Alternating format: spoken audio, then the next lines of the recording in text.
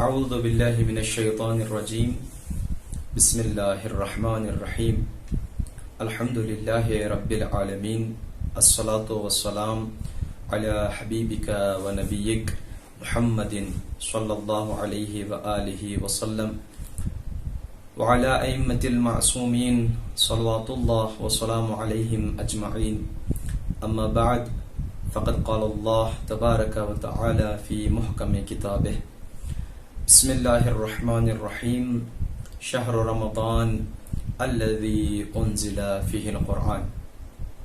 سامعین کرام و ناظرین محترم، آج کی اس مختصر سی تقریر کے لیے جس آیہ کریمہ کو انتخاب کیا ہے، خداوند عالم قرآن مجید میں ارشاد فرما رہا ہے، شہر رمضان، رمضان کا مہینہ، الذی انزل فیہ القرآن، جس میں قرآن کو نازل کیا گیا۔ ماہ مبارک رمضان ایک اتنا بہترین، باعظمت ترین، بابرکت ترین مہینہ ہے جس کو خداوند عالم نے 12 مہینوں میں صرف ایک مہینے کا نام قرآن مجید میں لایا ہے۔ سب سے پہلے میں مبارکبادی پیش کرتا ہوں ان نوجوان لڑکے اور لڑکیوں کی خدمت میں جنہوں نے اپنی زندگی کا سب سے پہلا واجب روزہ رکھا ہے۔ یہ بہت بڑا اچیومنٹ ہے جو جس سال میں اس کے اوپر تکلیف واجب ہوتی ہے اس سال میں روزہ رکھے اور اللہ کی اطاعت کر کے ثابت کرے کہ میں واقعاً اللہ کا بندہ ہوں۔ دوسری مبارکباد میری ان لوگوں کے لیے ہے جنہوں نے ماہ مبارک رمضان میں بغیر کسی لالچ کے، بغیر کسی خوف کے، صرف اور صرف اللہ کی رضا کے لیے، اللہ کی قربت کے لیے روزہ رکھا ہے اور عبادتیں کی ہیں۔ اور تیسری مبارکباد آنے والے عید کی ہے، عید الفطر کی۔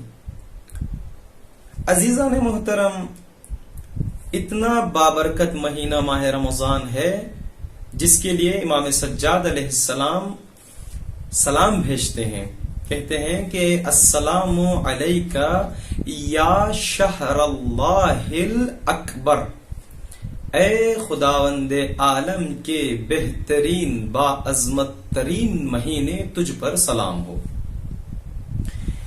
دیکھیں، ماہ رمضان کے آخری دن ہے تو ہمارے ائمہ معصومین علیہم السلام نے ایک دعا تعلیم کی ہے جس میں ائمہ معصومین علیہم السلام فرماتے ہیں کہ اللہم، آخری دن میں یہ دعا پڑھیں۔ آخری دنوں میں البتہ یہ دعا پڑھنی ہے، لیکن چونکہ ایک دن باقی رہ گیا ہے کہ جتنا ہو سکے اتنی یہ دعا کریں۔ دعا کیا ہے؟ اللہم لا تجعل آخر العہد من صیامنا۔ معصومین علیہ السلام فرماتے ہیں کہ خداوندہ ہمارے لیے ہماری عمر کا یہ آخری ماہ رمضان یا آخری روزے قرار نہ دے۔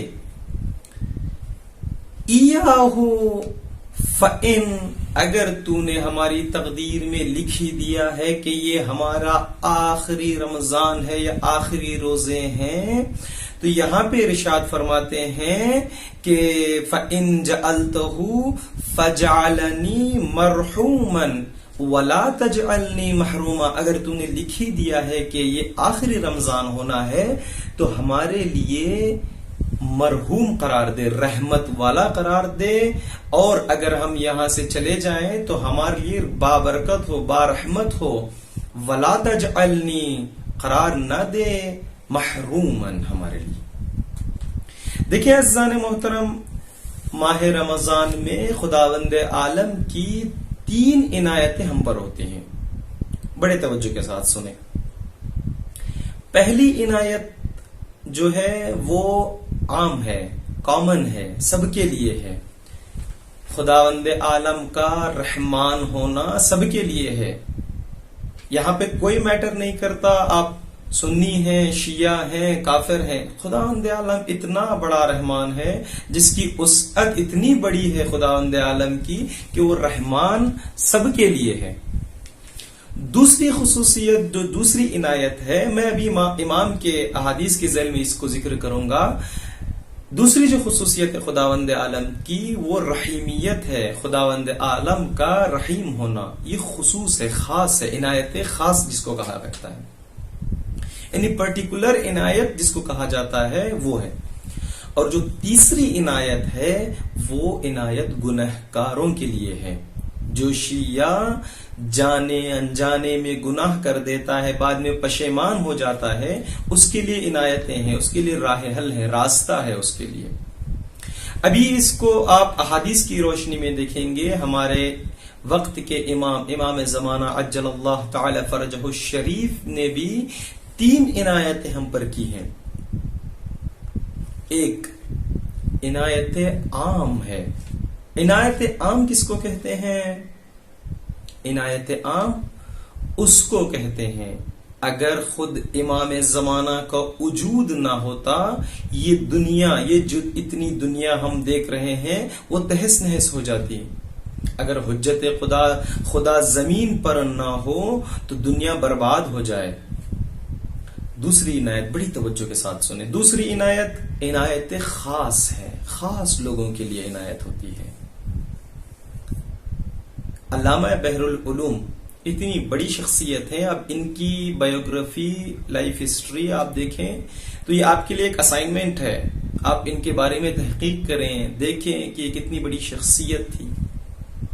ایک مرتبہ علامہ بحر العلوم جلوس میں جا رہے تھے تو اچانک سے کیا ہوا، علامہ نے اپنے سر سے امامہ نکالا، اپنی ردا نکالی، صف کے بیچ میں جا کے کھڑے ہو گئے اور زار زار گریہ کر رہے ہیں، زار زار رو رہے ہیں اور رونے کے بعد ماتم کر رہے ہیں. جب ماتم ختم ہوا تو آ کے پوچھا گیا کہ علامہ ماجرا کیا تھا، آپ اچانک سے ایسا کیوں ہو گئے؟ تو علامہ بحر العلوم نے فرمایا دیکھ رہا تھا، میری آنکھیں دیکھ رہی تھی کہ اس وقت کا امام حلقے کے بیچ میں جلوس میں ماتم کر رہا تھا، اپنے جد پر گریہ کر رہا تھا. عنایت خاص اس کو کہتے ہیں. یعنی امام کو اپنے آنکھوں سے دیکھنا. یہ تھی علامہ بحر العلوم کی بات. آپ کو ایک مختصر سی بات کہتا ہوں، بہت گہری بات، بہت ڈیپ بات کہنے لگا ہوں. مشہد مقدس کے حرم کے باؤنڈری میں ایک موچی رہا کرتا تھا. موچی کہتے ہیں جو جوتا سلتا ہے اس کو، مومن بندہ. ایک انسان اس کے سامنے آتا ہے، آنے کے بعد کہتا ہے کہ میرے جوتے کو سیمن لگا دو، صحیح کر دو. تو موچی کہتا ہے کہ ابھی دوسروں کی نوبت ہے، اس کا کام کر لینے دو، پھر تمہارے جوتے کو جو ہے وہ ریپیئر کروں گا یا ٹاک لگاؤں گا. وہ دوبارہ اصرار کرتا ہے. شیخ بہائی وہاں کھڑے ہو کے دیکھتے رہتے ہیں، وہاں پر امام زمانہ موجود ہوتے ہیں. اب جو موچی تھا وہ امام زمانہ کے جوتے کو سل رہا تھا. بڑی توجہ چاہتا ہوں. شیخ بہائی دیکھ رہے ہیں، ایک آدمی آیا ہے، اصرار پہ اصرار کر رہا ہے، کہہ رہا ہے کہ میرے جوتے کو ٹاک لگاؤ، ٹاک لگاؤ. کہتا ہے کہ ابھی تمہاری نوبت نہیں ہے، ابھی تمہاری نوبت آئے گی تب جا کے میں تمہاری نوبت پہ کام کروں گا، ابھی رکو میں دوسروں کا کام انجام دے رہا ہوں. ایک مرتبہ وہ غصہ ہو جاتا ہے آدمی. جب وہ آدمی غصہ ہو جاتا ہے تو جو موچی ہے وہ کہتا ہے کہ مجھے یقین ہے کہ میرا امام یہیں کہیں موجود ہے، میں تمہاری شکایت امام سے کروں گا. دیکھیں عزیزان محترم، موچی جانتا تھا کہ جس کا جوتا سل رہا ہے وہ کوئی عام شخصیت نہیں ہے، وہ خاص ہے، یہ امام زمانہ ہے. جان رہا تھا. یہ عنایت خاص ہوتی ہے. جان جاتے ہیں کہ امام کہاں ہے، امام کس پر نظر رکھتے ہیں؟ یہاں پہ آپ ثابت کریں گے ایک بڑی شخصیت ہے علامہ بحر العلوم، وہ بھی امام کو دیکھ رہے ہیں، ایک جس کو ہم بالکل نیچے طبقے کا پائن کلاس سمجھتے ہیں وہ بھی امام زمانہ کو دیکھ رہا ہے۔ یہ عنایت خاص۔ تیسری بات، عنایت جو ہے وہ گنہکاروں کے لیے ہے، جو شیعہ انجانے میں گناہ کر دیتا ہے ان کے لیے عنایت خاص ہے۔ امام زمانہ اجل اللہ تعالی فرجہ شریف سرداب مبارک میں بیٹھے ہوتے ہیں اور رو رو کر خداوند عالم سے دعا کرتے ہیں، اللہم اغفر شیعہ، اے میرے پروردگار میرے شیعوں کو بخش دے، میرے شیعوں کو بخش دے۔ شیخ مفید کہتے ہیں کہ امام زمانہ فرماتے ہیں وہاں پر، اے میرے شیعہ، اے میرے خدا، اگر میرے شیعوں کے اعمال کم ہیں تو میرے اعمال میں سے لے لے، میرے شیعوں کو دے دے، تاکہ میرا شیعہ روز قیامت میرے دشمنوں کے سامنے خجالت نہ کرے، پشیمان نہ ہو، شرمندہ نہ ہو۔ اگر اس کے اعمال کم ہیں، میرے اعمال میرے شیعہ کو دے دے تاکہ اس کے اعمال اضافہ ہو جائے۔ میں یہ نہیں چاہتا کہ میرا دشمن روز قیامت شاد ہو، میں یہ نہیں چاہتا میرا دشمن روز قیامت ہنسے میرے شیعوں پر۔ یہ عنایت خاص ہے جو گنہکاروں کے لیے ائمہ معصومین علیہ السلام کی ہے۔ عزیزان محترم، تین خصوصیتیں، تین خاصیتیں، تین عنایتیں خدا کی طرف سے، تین عنایتیں ائمہ معصومین علیہ السلام کی طرف سے۔ ماہ رمضان گزر گیا ہے، اب ہم نے جو عبادتیں کی ہیں، آیا ہماری عبادتوں سے خداوند عالم بڑا ہو گیا ہے؟ آیا ہماری عبادتوں سے خدا کے قدرت میں اور زیادہ تقویت آ گئی ہے؟ نہیں عزیزان محترم، خداوند عالم بڑا نہیں ہوا ہے، ہم نے جتنی عبادتیں کی ہیں ہم بڑے ہوئے ہیں۔ خدا بڑا ہے، سب سے اکبر ہے، اکبر کہتے ہیں سب سے بڑا، یعنی اس سے بڑی چیز ہے ہی نہیں کوئی چیز۔ ماہ رمضان گزر گیا، اب ہمیں ویسے ہونا ہے جیسے خدا چاہتا ہے، یعنی ہمارا ہاتھ خدا کی حقانیت کا پتہ دے، یعنی خدا جو چاہتا ہے کہ میں اس ہاتھ سے انجام دوں، اس ہاتھ کو اسی جگہ پر استفادہ کریں، استعمال کریں۔ خدا جو چاہتا ہے کہ میں اپنی زبان کو کہاں پر استعمال کروں، بیجا استعمال نہ کریں، گالیوں میں استعمال نہ کریں۔ ابھی ماہ رمضان ختم ہونے والا ہے، یاد رکھیں ماہ رمضان جب شروع ہوتا ہے شیطان قید ہو جاتا ہے، زنجیروں میں جکڑا جاتا ہے۔ اب ماہ رمضان جب ختم ہو رہا ہے، ماہ شوال شروع ہونے والا ہے، شیطان آزاد ہونے والا ہے۔ ابھی وہ 1 مہینے کی پلاننگ اس کے ہاتھ میں ہے، ابھی جب اٹیک کرے گا وہ اپنی پوری آرمی کو لگا دے گا، اور خصوصی توجہ جو شیطان کی ہوگی وہ نوجوانوں کی ہوگی، جو یوتھ ہیں ان پر ہوگی۔ وہ چاہے گا کہ نوجوان بہکاوے میں آ جائے، اس کے جو اٹیک ہوں گے، اس کا جو وار ہوگا خطرناک ہوگا۔ ہم RSS کے ان چھوٹے واروں سے نہ گھبرائیں، ہم ان بجرنگ دل کے چھوٹے بہانوں سے، چھوٹے دھمکیوں سے نہ گھبرائیں۔ ہمیں تیاری جس کی کرنی ہے وہ شیطان کے وار کی تیاری کرنی ہے۔ فساد شیطان کی وار سے ملے گا، اور خصوصی جس پر اٹیک ہوگا وہ نوجوان ہے۔ نوجوان سمجھ جائیں، کالج کے بعد دوست سنوکرز کے بہانے آپ کو لے جائیں گے، میوزک سنا کے وہاں پہ نچائیں گے، یہاں پر بچیں آپ۔ کالج ہوگی، پارٹی کے لیے جائیں گے، پارٹی میں ہوگا کیا، کچھ کھائیں گے پیئیں گے، وہاں پہ آپ کو شیطان کہے گا کہ بھئی جب کھا پی لیا ہے تو کچھ اور بھی ٹیسٹ کر لے۔ زندگی میں جب زندگی ہے تو جوانی ہے، جوانی ہے تو جوانی کے مزے لو، یہ شیطان آپ کو کہے گا۔ آپ کو جو گناہ ہے وہ بالکل میٹھا میٹھا کر کے آپ کو دے گا. سنبھلنا ہے. پارٹی کے بہانے گئے, وہاں پر آپ گناہ کر رہے ہیں. ہمارے معاشرے کو سنبھلنا ہے, ہمارے جو یوتھ ہے, ہمارے ینگسٹرز ہیں, ان کو سنبھلنا ہے. آپ فیئرویل کے بہانے, اینول ڈے کے بہانے بچوں کو, بزرگوں کو, بڑوں کو نچائیں گے, یہ شیطان کروا رہا ہے, گناہ کروا رہا ہے. شیطان چاہتا ہی یہ ہے کہ اینول ڈے کے بہانے گناہ ہو جائے. یہ اس کا ایک اٹیک ہے, اس کا ایک پلان ہے پورا ہمارے لیے, نوجوانوں کے لیے, خصوصی نوجوان ہے. نو میٹر, یہاں پہ کوئی میٹر نہیں کرتا نوجوان لڑکی ہے یا نوجوان لڑکا ہے. نوجوان لڑکی کے پاس بھی شیطان جاتا ہے, لڑکے کے پاس بھی جاتا ہے. بچنا ہے تو اس کے وار سے بچنا ہے. عزیزان محترم, ماہ رمضان گزر گیا, عید آنے والی ہے. اصلی عید کس کی ہے؟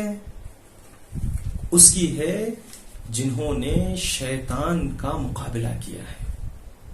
شیطان چاہ رہا تھا کہ میاں بیوی کے درمیان جھگڑا ہو جائے تاکہ وہ خوش ہو جائے. 1 مہینہ آپ نے کنٹرول کیا, بہت کنٹرول کیا. آپ نے شیطان کو حاوی ہونے نہیں دیا, جبکہ شیطان قید تھا. اپنے آپ کو, اپنے نفس کو حاوی ہونے نہیں دیا. آپ نے کنٹرول کر لیا. اب شیطان کو کنٹرول کرنا ہے. اب یہاں پر بیوی سمجھ جائے کہ شوہر کی اطاعت کتنی واجب ہے, اور شوہر سمجھ جائے کہ بیوی کی اطاعت کتنی واجب ہے. یہاں پہ شیطان دونوں کے سامنے آ کر کے کہے گا کہ فلاں کہہ رہا ہے, فلاں بات کو کاٹو. جو چیز آپ کو کہہ رہے ہیں آپ کی بھلائی کے لیے کہہ رہے ہیں, لیکن شیطان کہے گا یہ آپ کی بھلائی نہیں ہے اس میں. یعنی آپ کا شوہر چاہتا ہے کہ آپ پیچھے چلے جائیں. نہیں عزیزان محترم, یہ شیطان کے حربے ہیں, شیطان کے اٹیکس ہیں, شیطان کے وار ہیں. اس کو ہمیں سنبھلنا ہے. نوجوان اپنی جگہ سنبھل جائیں, جو بڑے ہیں, بزرگ ہیں, وہ اپنی جگہ سنبھل جائیں, جو شادی شدہ ہیں وہ اپنی جگہ سنبھل جائیں. اس لیے کہ ہمیں ابھی بہت زیادہ تیاری کرنی ہے. عزیزان محترم, ماہ رمضان گزر گیا, خدا حافظی کرنی ہے ماہ رمضان میں. ائمہ معصومین علیہ السلام ہمارے لیے ایک نمونہ ہیں, رول ماڈل ہیں ہمارے لیے. آخری ایام, جو آخری دن ہے, سید ابن طاؤس نے کچھ اعمال بتائے ہیں, جس میں سے وہ کہتے ہیں کہ سورہ کہف کا پڑھنا, سورہ یاسین کا پڑھنا, سورہ انعام کا پڑھنا یہاں پر افضلیت ہے, فضیلت رکھتا ہے. کہتے ہیں کہ کم از کم 100 مرتبہ استغفار کرے. ماہ مبارک رمضان کے آخری دن میں 100 مرتبہ استغفار کریں, سوروں کو پڑھیں. عزیزان محترم, یہ ہمارے پاس کچھ اعمال ہیں جو سید ابن طاؤس بتاتے ہیں. ان سب کو طے کرنے کے بعد ہم جس جگہ انٹر ہوں گے وہ جگہ روز عید ہوگا. عید کا دن انعام کا دن, عید کا دن جزا کا دن, عید کا دن ریوارڈز کا دن, عید کا دن گفٹ لینے کا دن ہے. بہت سادہ بیان کیا ہوں. ہم نے 1 مہینہ صرف اللہ کی رضا کے لیے اطاعت کی ہے, بندگی کی ہے, نماز پڑھی ہے, روزہ رکھا, قرآن پڑھا ہے. اب ہمیں ریوارڈ ملنے والا ہے اللہ کی طرف سے. ہم عید کے اندر داخل ہونے والے ہیں, عید میں داخل ہونے والے ہیں. جزا کا دن ہے. خداوند عالم دنیا میں کہہ رہا ہے کہ جب دنیا میں تم نے میرے قربت کے لیے جب عبادت کی ہے تو یہ تمہارے لیے دنیا میں جزا ہے, اور جو آخرت میں جزا ہے وہ اپنی جگہ ہے. تو کتنی بڑی جزا ہوگی جب دنیا میں ہمیں اتنی بڑی جگہ, اتنی بڑا دن دیا ہے. وَجَعَلْتَهُ لِلْمُسْلِمِينَ عِيدًا, عید یعنی کیا؟ ریٹرن, معاملہ. آپ نے فلاں چیز انجام دی ہے تو خدا یہ دے رہا ہے آپ کو, یہ آپ کو ریوارڈ میں دے رہا ہے خداوند عالم. عزیزان محترم, عید اس کے لیے ہے، حدیث میں ملتا ہے، عید اس کے لیے ہے جو فطرہ دے، دوسروں کا خیال کرے۔ عید یہ نہیں ہے کہ اپنے بچوں کو نئے کپڑے پہنا لیے، نہیں، عید یہ ہے کہ اپنے بچوں کے ساتھ ساتھ دوسروں کے بچوں کا بھی خیال کریں۔ عزیزان محترم، عید آئی، عید چلی گئی، اس کے بعد آپ کو احساس ہونا چاہیے جو ہماری عید گزری ہے وہ عید میرے لیے دنیا کی زندگی کے سب سے بہترین عید رہی ہے۔ کل کا دن ایسا نہ ہو کہ آپ یہ نہ کہیں کہ ہمیں کسی نے نہیں بتایا تھا۔ اللہ نے جو حجت قرار دیا ہے، سب سے بڑی حجت ہماری عقل ہے۔ عزیزان محترم، آخر میں خداوند عالم سے دعا کرتا ہوں کہ پروردگارا ہمیں حقیقی معنوں میں اللہ کی اطاعت کرنے کی توفیق عطا فرمائے۔